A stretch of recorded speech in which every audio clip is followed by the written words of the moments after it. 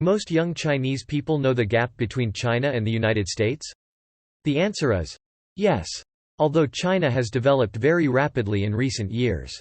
Whether it is technology, infrastructure construction or education, the dividends of development have brought great self-confidence to the Chinese people. But China is a modest country. They know that if they want to maintain sustainable development, they must recognize the gap and learn from each country. If you see some street interviews about China's evaluation of the United States, you will find that most Chinese young people have a positive evaluation of the USA. And they will also be very aware of the gaps that still exist between China and the USA. For example, they would think that the United States is a country with free speech. The USA is relatively advanced in science and technology. In terms of cutting-edge technology, China is probably 10 to 15 years behind the United States.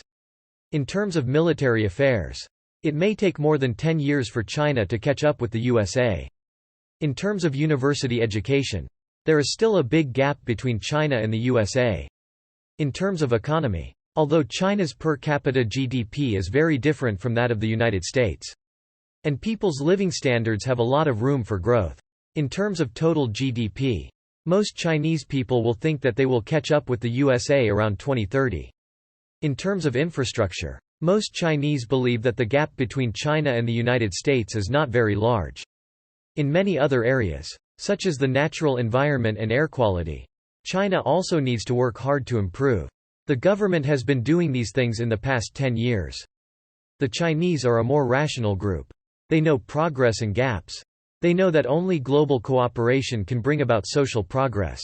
If the Chinese are not a rational group, you will not see the improvement in China's economy, technology, environment, and people's living standards in the past few years.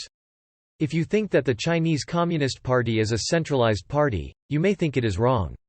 If that is the case, they would have been ousted by the people of the whole country. There is no shortage of people's uprisings in Chinese history. And the Communist Party is well aware of this.